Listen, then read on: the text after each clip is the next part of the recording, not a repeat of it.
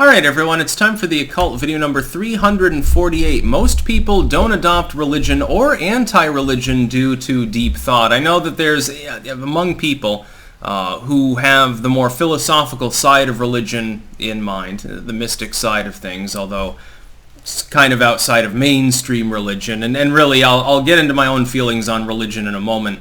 Often believe that it was due to some deep philosophical insight that they adopted it. Sometimes that's the case, but at other times it's not. The same is true of people who are anti-religious or simply strictly atheistic. And I will say, of course, atheist doesn't mean necessarily anti-religious at all. I'm mainly talking about religion here. Atheism is a lack of belief in a God. You can say that there's no God, but you can go to church. In fact, you could be a religious scholar and be an atheist. The same is true on the other end. A person can be very religious and be atheistic. They can also be theistic and anti-religious. They can say, well, I believe there's a God. I don't know anything about them. I happen to be vaguely Christian or vaguely Hindu or something, but I don't believe in a church, in a temple or something, in attendance of religious ritualism or gatherings.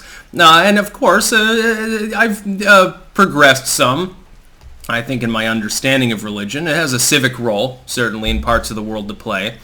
People get together and then it forms part of a community, but we'll get past that. Now, I'll make my own feelings clear first, for I think the third time in my occult series here. I'm anti-religious, openly anti-religious. That does not mean atheistic. It certainly doesn't mean against spirituality, and certainly not learning about religion.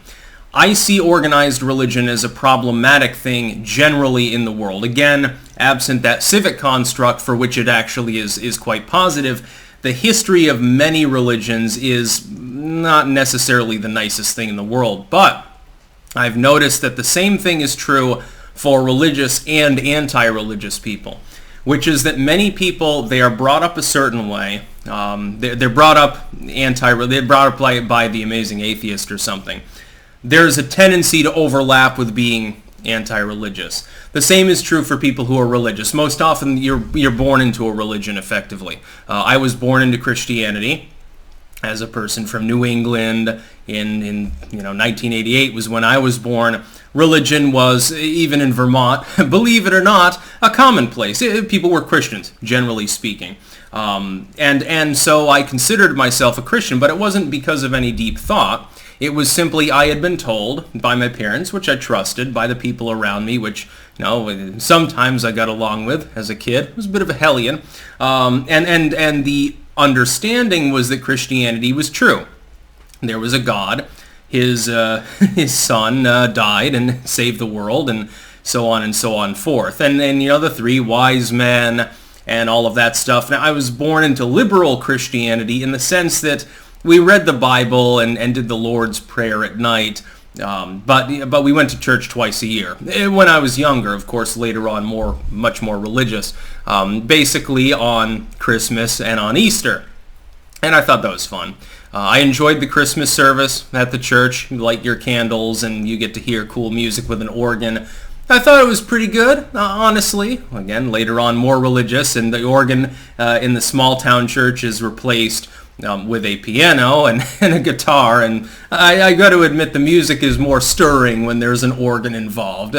Call me a Bach enthusiast if you will, but I've come to the conclusion that the general lack of deeper understanding of the religion, whether it's accepted or shunned, is just as common to people who are anti-religious or irreligious. Many people who have gotten to that point, I've noticed, again, in my talking to people, a lot of times it's due to personal struggle. So they're like, they were raised religious, their life falls apart, and they're like, God doesn't exist.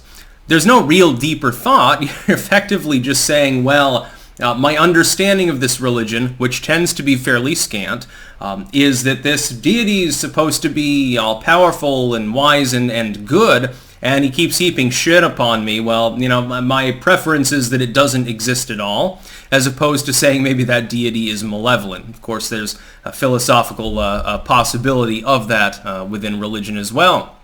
There's no reason to believe that God couldn't simply be lying to everyone. Hey, do this and you'll get saved. You just wasted the one life I'm going to give you before I torture you anyway. Most people in the world, Christians, Jews, Muslims, neo-pagans, Wiccans, Hindus, Buddhists, etc., etc., etc., on down the line, and including people who are atheistic or even openly anti-religious, most of them did not come to those conclusions based on some deep philosophical abiding insight. They didn't come to it because they read 100 books. They came to that conclusion because they either read one book or they didn't read any. And that's really my thoughts on it. I've talked to people like years ago when I went through my phase, which it was, of hardline atheism. You would have called me a skeptic at the time, probably. Cringe, maybe, but, you know, everyone has their spiritual meanderings. And the reason why, at the time, was partially philosophical, but most of it was really a reaction to the behavior of other people that I perceived of as religious, in many cases because they said they weren't. And it was partially internet related. I've told this story before. I went to ICQ chat back when the web chat existed on ICQ. Now it's a mail.ru owned messaging service. Back then there was a website and stuff, and there was browser based chat. And it was fun because trolling it was hilarious. Ban evasion was very, very easy, you know, and I spent years, even wrote songs about the topic of trolling these people. I interacted with people who called themselves Christian. I also went to the Islamic room. I communicated with people who were Judaistic and also Hindus. They had a fairly thriving chat room for India. And of course, in India, most people are Hindu to some degree. And what I realized was that by and large, with the exception of the pagans that I talked to, they were very accepting. When I came in there originally, I was a Christian. They didn't care. They wanted to talk about philosophy. It was the one outlier, really, and I'm sure that this has shaped my opinion with regards to certain aspects of religion. The other religious people that I communicated with the exception of a few of the Hindu individuals, were intolerant towards my views. As at that point, again, a Christian. I was speaking with other Christians, and they were saying things that doctrinally didn't make sense, and I would say, hey, but what about this part of the Bible? They would think that I was attacking them viciously, that I was going to hell, and they'd be telling me this. I'm like, you don't understand. I go to church. I am a Christian. What are you talking about? And then I realized, of course, there was a censorious aspect. That was mainly the result of the chat room moderators. I shouldn't hold that against the regular lay Christians or Jews and so forth in these chat rooms. But there was a censorious aspect, again, that I didn't encounter as much, or in some cases at all, with people who I completely disagreed with. I'm sitting there trying to convert-seek people who are pagans or Wiccans. You know, originally Wicca chat was how I was connecting. They didn't care. They thought it was funny. When I went to the Christian chat room as a Christian, I encountered people that would tell me I'm going to hell and tell me to shut up, and I would even get banned, even though I was talking about Christianity. And my sense was that, here's the theory.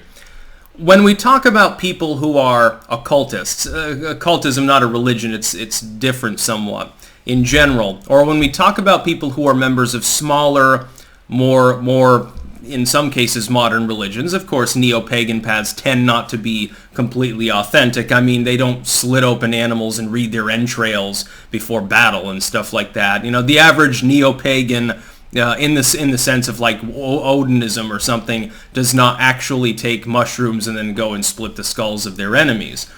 Those religions or pseudo-religions or faiths or spiritualities, it depends on the group and the individual really, tend to be more tolerant of outside views, I think simply because they are newer.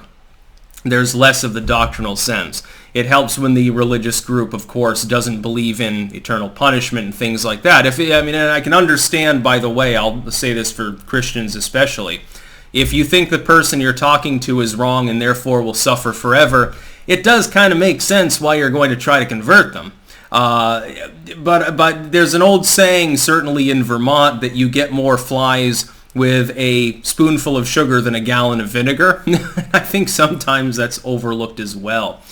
But my overall concept of religion and anti-religion is that the average person has these strong spiritual views in one direction or another, whether it's a church, a particular spiritual belief, and they have not arrived at it out of study, out of deep thought. In fact, in some cases, quite the opposite, it's out of sheer ignorance.